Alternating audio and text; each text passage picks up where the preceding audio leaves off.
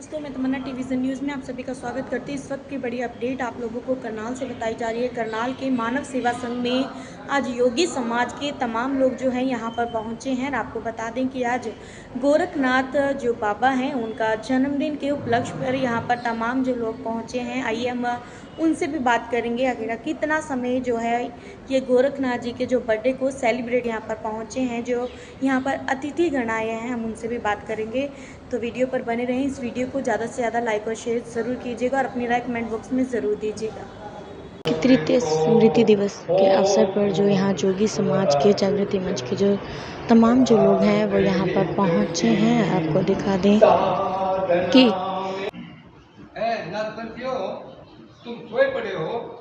उनके महाराज आदेश कीजिए। अरे आताताई बाहर से आए हैं, हिंदू से मुसलमान बना का जन्मदिन मनाया जा रहा है, ये उनसे बात दिल्ली करें। से पहुंचे हैं तो क्या कुछ कहना चाहेंगे आज आप? तो आज का विशेष दिवस राष्ट्र की पवित्र भूमि के अंदर ये मनाया जा रहा है। सिर्फ भारतवर्ष की पवित्र भूमि पे ही नहीं, नेपाल के अंदर भी हो रहा है।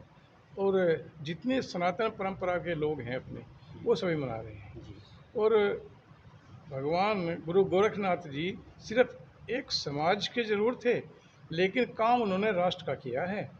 जो भी सिद्ध पुरुष किसी भी समाज में पैदा हुए हैं, जितने भी जाति और उपजाति भारत के अंदर हैं, सभी जातियों में महापुरुष हुए हैं। लेकिन गोरखनाथ जी एक ऐसे समाज से ताल्लुक़ रखते थे कि ये कभी पैदा तो हुए नहीं, इसीलिए भाई साहब ने कहा कि वो प्रकट हुए थे।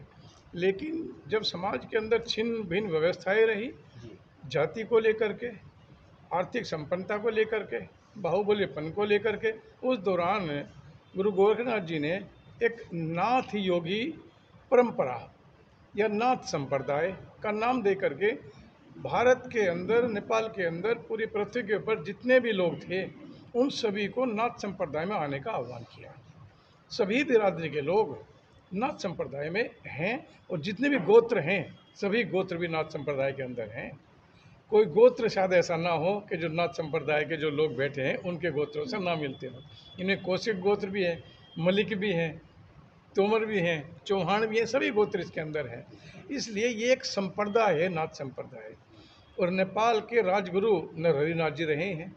और नेपाल के अंदर मैं अभी नेपाल से होकर के आया हूँ, 15-20 दिन नेपाल में रहा। संघ की दृष्टि से और राजनीतिक दृष्टि से मेरा नेपाल में आना जाना रहता है। वहाँ पर भी गुरु गोरखनाथ जी का कोई मात्र नाम भी ले दे कि मैं नाथ संप्रदाय का हूँ, तो आज भी राज परिवार के लोग उनके पैर भी छूते और उनको खाट पे सिराने बैठाते हैं, क्योंकि राजगुरु रहे हैं। गोरखनाथ जी ने विश्व का कार्य किया है। ऐसे ही आर्य समाज की भी स्थापना हुई थी। काफ़ी लोगों ने अपने नाम के आगे जाति खत्म करके आर्य लगाना शुरू किया था। रमेश आर्य, दिनेश आर्य, महेंद्र आर्य। जाति की प्रथा या कुप्रथा या परंपरा, उसको समाप्त करने के लिए इस तरह के संप्रदाय बनाए गए हैं।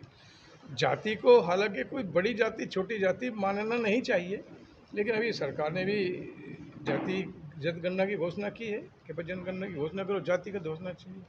लेकिन ये एक परंपरा थी, अगर कोई बाल काटता था तो वो ज़रूरत की चीज़ होती थी, तो घड़े बनाता था तो ज़रूरत की चीज़ होती थी, वो जूता बनाता था तो समाज की ज़रूरत की चीज़ें होती थी, तो कपड़े सिलता था तो ज़रूरत की चीज़ें होती थी। ये वो पार्ट थे समाज के, जैसे शरीर है, शरीर में नाक भी है, आँख भी है, दांत भी है, उंगली भी है, पैर पर किसी का एक पार्ट खराब हो जाए तो हम शरीर को पूरा शरीर नहीं कह सकते। वो हमारा समाज था।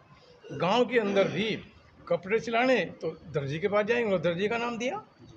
और उसको पूर्व काल में जो हमारे बुजुर्ग थे उन्होंने बताया कि उसको हम अमुक जाति से संबोधन नहीं करते थे, उनको काका आका कोई नाम देते थे। अगर कोई बच्चा उसको गलती से उसकी बेइज्जती करने का प्रयास करता था तो उसको कहते नहीं, ये तेरा आका है, इसकी ऐसे बेइज्जती मत कर। मशीन लेके आगे पूरे गांव के सबके कपड़े सिलता रहता था वो। उसकी इज्जत होती थी, घी तेल भी मिलता था, खाना मिलता था, रोटी मिलती थी, घर मिलता था, कपड़े सिल के जाता था। इस शादियों में परंपरा होती थी। अगर कोई बाल काटने वाला था, किसी बारात आई तो जो गांव में रहने वाला व्यक्ति था उसको बिठा देते, सबके दाढ़ी बना। उसको पैसे के बजाय व्यवस्थाएं दी जाती थी, चावल है, दाल है, कपड़े हैं। और जब उसकी बेटी की शादी होती थी, घर में सुख दुख होता था, गांव उसकी चिंता करता था।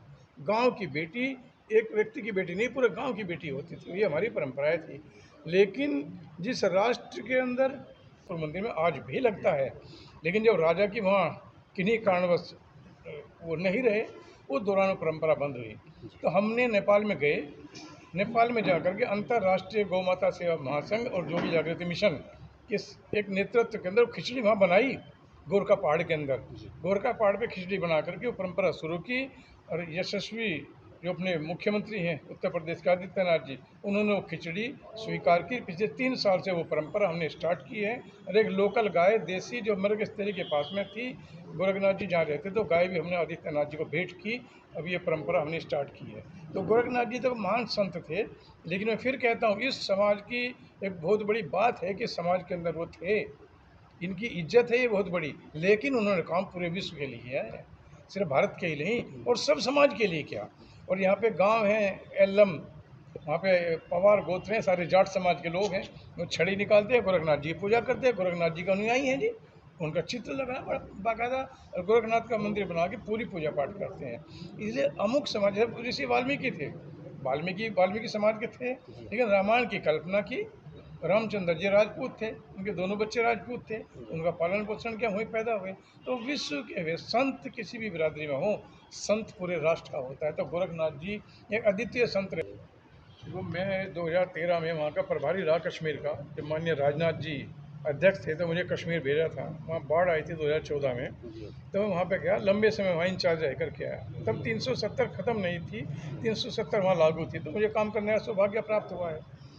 कश्मीर के जो हालात हैं ये उस दौरान से बिगड़े।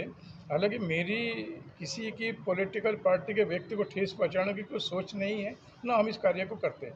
संघ का जीवन रहा अपना, आरएसएस के प्रचारक से जीवन लेकर के जनसंघ, जनसंघ से फिर भारतीय जनता पार्टी, आज 53 वर्ष मुझे राजनीतिक दल के अंदर कार्य करते हुआ है।